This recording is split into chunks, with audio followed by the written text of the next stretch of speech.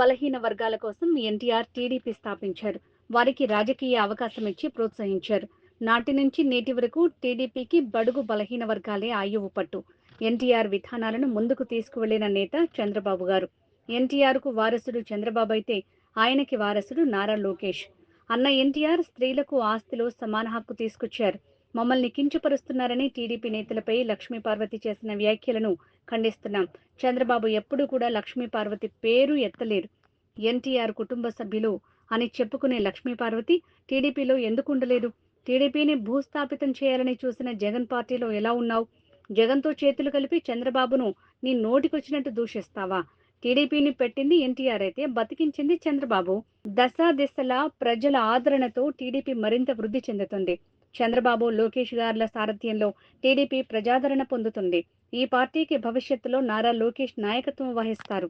చరిత్ర కందని మహాపురుషుడు స్వర్గీయ నందమూరి తారక రామారావు గారు ఆయన స్థాపించిన తెలుగుదేశం పార్టీలో అనేక మంది బడుగు బలహీన వర్గాలకు చెందినటువంటి నాయకులు ఈ ఉమ్మడి ఆంధ్రప్రదేశ్లో కానివ్వండి, ఈ రాష్ట్రంలో కానివ్వండి, ఆయన ఏదైతే ఆయనకి సినిమా హీరోగా ఉన్నప్పుడు నేల టికెట్ నుంచి ఫుల్ అయ్యేదో ఆ నేల టికెట్ కొనుక్కునే వాళ్ళు ఎక్కువ బడుగు బలహీన వర్గాలకు చెందినటువంటి వ్యక్తులు. వాళ్ళకి రాజకీయ అవకాశం కల్పించాలనే పార్టీని స్థాపించి ఆ రోజు నుంచి ఈ రోజు వరకు చంద్రబాబు నాయుడు గారి నాయకత్వం వరకు తెలుగుదేశం పార్టీకి బడుగు బలహీన వర్గాలే ఆయువు పడ్డాయి. అలాంటి తెలుగుదేశం పార్టీకి చంద్రబాబు నాయుడు గారు ఏకైక వారసుడు. చంద్రబాబు నాయుడు గారి తర్వాత లోకేష్ బాబు గారు వారసుడు.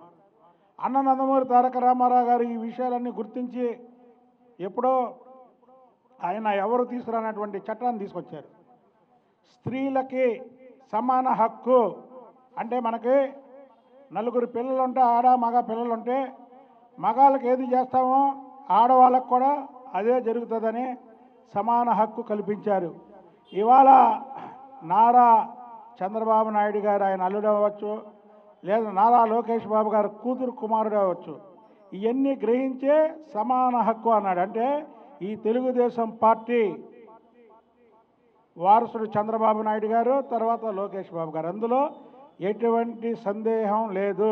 ఇంకొక విషయం చెప్తా. ఇవాళ ఉదయం లక్ష్మీపార్వతి ఎన్టీఆర్ ఘాటి దగ్గర మహిళలను కూడా చూడకుండా మమ్మల్ని తెలుగుదేశం వాళ్ళు కించపరుస్తున్నారు అన్నారు. నేను ఎన్టీఆర్ కుటుంబ సభ్యురాలని అయినా సరే నన్ను చంద్రబాబు నాయుడు గారు కించపరుస్తున్నారు అన్నాడు. చంద్రబాబు నాయుడు గారు ఎప్పుడూ లక్ష్మీపార్వతి పేరు కూడా ఎత్తినటువంటి దాఖలాలు లేవు. నువ్వు అంతా ఎన్టీ రామారావు గారి కుటుంబ సభ్యురాలు అయితే ఎన్టీ రామారావు గారు స్థాపించినటువంటి తెలుగుదేశం పార్టీని భూస్థాపితం చేయాలన్నటువంటి జగన్మోహన్ రెడ్డితో చేయి కలిపి చంద్రబాబు నాయుడు గారి మీద ఎన్నో మాట్లాడావు నువ్వు. అదే ఎన్టీ రామారావు గారి భార్య బసవతారకం గారైతే చంద్రబాబు గారి గురించి మాట్లాడిద్దా?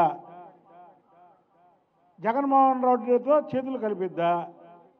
ఇవన్నీ కూడా నువ్వు ఆత్మ పరిశీలన చేసుకోవాలి. నువ్వు ఒక మాట మాట్లాడే ముందు నీ వైపు 4 మాటలు ఉన్నాయనేది నువ్వు తెలుసుకోవాలా. అంటే నీ మీద కౌంటర్ కూడా ఇవ్వకూడదు నేను, కానీ ఇవ్వాల్సి వచ్చింది. ఎందుకంటే టీవీల్లో అట్లో ఆమె ఈ వస్తున్నాయి కాబట్టి. ఒకటే చెప్తున్నాం, మేము తెలుగుదేశం పార్టీ పుట్టించింది ఎన్టీఆర్, బతికిచ్చింది చంద్రబాబు గారు. ఈ పార్టీ ఇంకా దశ దిశల పార్టీ ఉండాలి.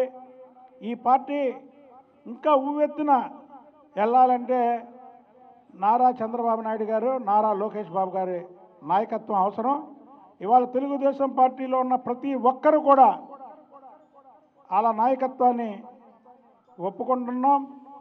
ఈ పార్టీకి వాళ్ళ నాయకత్వం అవసరం, ఈ రాష్ట్రం బాగుపడాలంటే అని అన్న నందమూరి తారక రామారావు గారి 29వ వర్ధంతి సాక్షిగా ఈ పార్టీకి ఎప్పటికైనా నారా లోకేష్ నాయకత్వం వహిస్తారని తెలుగుదేశం శ్రేణులు అందరి తరపున రాష్ట్ర ప్రధాన కార్యదర్శిగా నేను తెలియజేస్తున్నాను.